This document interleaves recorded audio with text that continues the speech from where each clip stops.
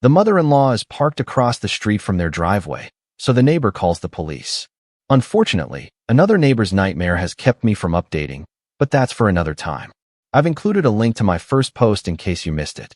To summarize, my mother-in-law parked across the road from a neighbor's driveway. They started losing their minds as they believed it to be their property.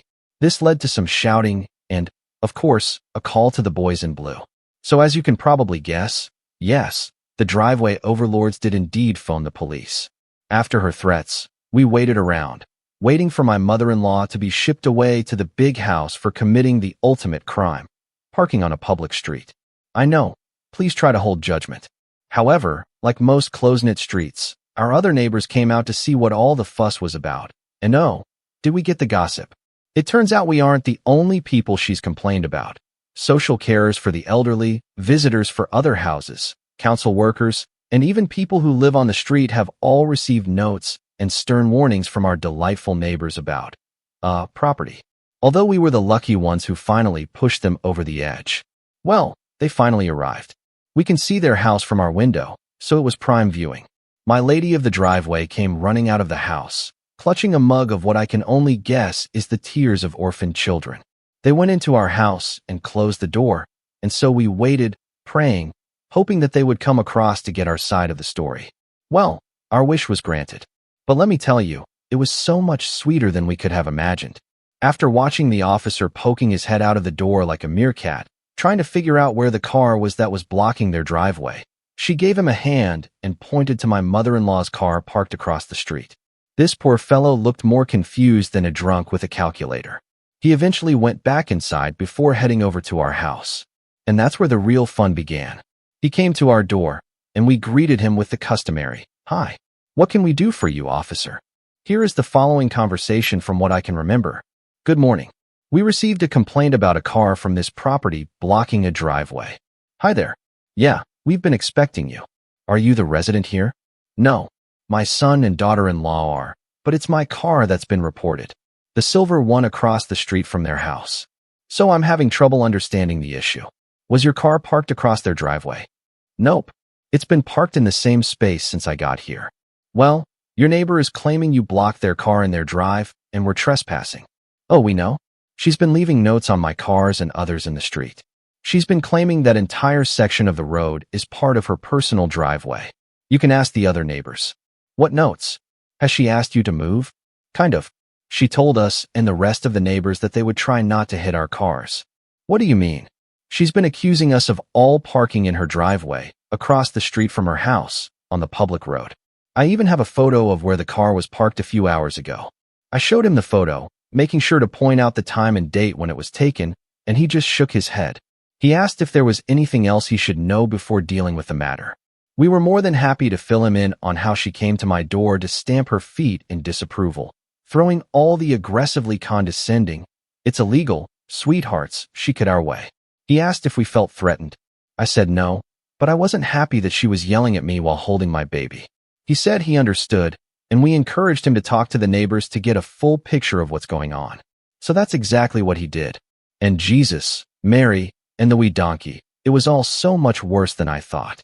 For them, in our street, news travels fast. We're gossipy little shites. We even have our own street WhatsApp group. Yeah, I know it's kind of sad, but we're all friends. Lockdown really brought us together. The officer did, in fact, make his way down the doors, and they were all more than happy to grasp them in. After all their griping, it turned out that not only had they been harassing other people for parking near their home, but they had also been witnessed exiting the car looking a little wobbly. Wobbly as in, 3 sheets to the wind. Drunk as a fart. One can only assume this is why he needs 20+ feet to reverse into his drive. His wife, the lady of the driveway and pain in my arse, has been spreading rumors that other people were having affairs, such as the gay teenager up the street having it on with the middle-aged mother of 3 next door to him. However, the piece de resistance was revealed to us when the officer came back to our house to wrap up. When the officer asked about our trespassing on her property, she told the police officers I trained my cat to shite in her plant pots. My huge, fluffy, and attitude-fueled kitty had been having his morning poop in her begonias. His name is Stanford, and he is renowned in our street for being a sassy little shite, sitting on top of cars, sneaking into people's houses and sleeping on their beds. Of course, tormenting dogs. I have never been prouder of him. In the end, the officer went back to her house, and from what he can tell, told her to stop being a FUD, and if they were caught drunk driving, they would be arrested. Any more notes or coming to people's doors, and they could be charged with harassment due to the volume and nature of the events. Essentially, they were told to get a grip, and the officer went off to attend to actual crimes. Now, the neighbor parks across the street from his driveway in protest, and the rest of the street accommodates by parking directly in front and behind them, as is our right by law. Get it right up your ball bags. I hope my cat held eye contact while he was pooping on your plants. Next up, new mom thinks the bathroom furniture is for her use alone. This happened years ago at my old job, but it came to my mind this evening. Our office lady's room had 2 stalls, a regular stall and a handicap stall.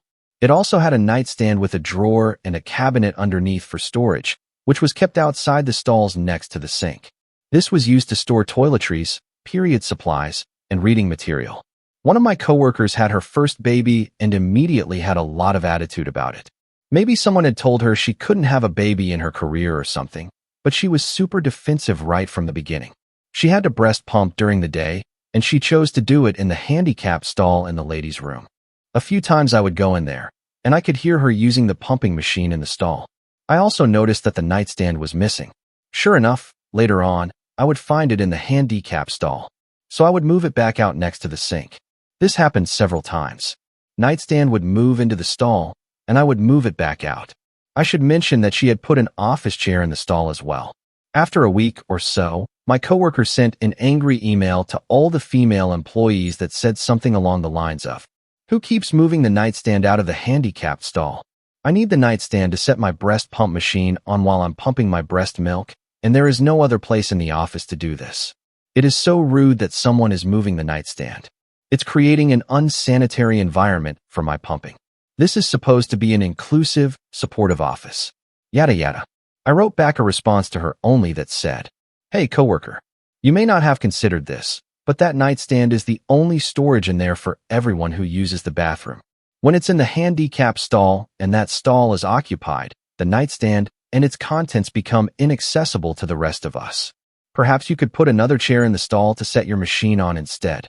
She didn't respond, but the next day, there was another chair in the stall and the nightstand never moved again. Edit. I should add a few details here because a lot of comments are addressing them. This happened about 15 years ago, and the company has long since closed down. I know that the company offered my coworker other options, and she specifically chose to use the restroom. It was a very open-plan office. The bathrooms were literally the only rooms with solid walls and doors. This was in an office building, and she also had the option of using a small conference room in the building's lobby, just a short elevator ride away. Fun fact, that was the same conference room that HR used to lay me off in later when the company was struggling. As to whether my coworker deserved my treatment over this was merely the worst in a long string of entitled behaviors on her part. She was not the first nor the last nursing mother on staff. She was just the only one who thought the furniture was hers to use alone. Some quick comments. From Riley. Leaving a piece of furniture in the stall wouldn't be fair to any disabled employees, especially if they have a wheelchair and can't get in or out of the stall. CJ's opinion. Why doesn't your office find a place for your coworker to pump? The bathroom is a horrible place to have to do that. Natalie 236 says, I wouldn't call her entitled. I would call your employers a-holes for not providing a place for her to pump. Next up, some crazy lady screamed at me for not helping her, despite the fact that I told her numerous times that I don't work at Walmart. She then proceeded to physically assault me. Okay, look, so I normally visit Costco to get my groceries. But when I went there was a big freaking number of people and no parking spaces available. So I noticed the Walmart next door. So I just go there instead, since I only have to get a couple things. Big mistake. So I guess apparently my clothes look somewhat like Walmart employee clothes. I didn't think so, but this lady did. So I get the stuff I need, and I enjoy collecting Lego sets. So I go into the Lego aisle, and I choose to get a fire truck. I'm about to leave, but then this lady aggressively grabs me from behind. Now that I think about it, she was probably on something. And she says in an obnoxious tone, "You, where are the toy guns?" I then proceeded to tell her, I'm sorry, but I don't work here. She then aggressively tells me, "Fine." And I tell her, "Sheesh, you don't have to be so rude." Then she turns around and says, "Excuse me?" And I say, "You don't need to be so rude." Again, she then starts freaking out and says, "Do you know who you're talking to?" And I just try to walk away. Then she starts freaking out even more, starts screaming and yelling, "Security, come here." So I tell her to please shut the F up, and she freaking spits on me and calls me a censored. Like, what the F is wrong with her? So then security comes over. I tell them my side of the story and how she spat on me, and she says that I was being an a-hole. So then the manager apologized and crazy lady got arrested because spitting on someone turns out to be considered assault. Anyway, crazy Karen is now at the police station, and I'm here telling this story. Oh yeah, also I'm never shopping at Walmart again. That place is crazy. Some comments. Strauss 3 says, "I'm beginning to think that Walmart sprays the outside of their stores with crazy attract pheromones." Next thought from Lisa Baby. "Funny part is that she called security thinking they would do something about you. Surprise. I'm glad you're mostly okay." GhostChan02 says, "In reality, I work at Walmart. Walmart vests are literally the only things separating Walmart personnel from customers. The Walmart logo is prominently displayed on both the front and the back of the vest." What would you do in this situation? Let us know in the comments. If this story had you on the edge of your seat, smash that like button and subscribe for more jaw-dropping family drama, shocking betrayals, and the revenge stories you won't believe.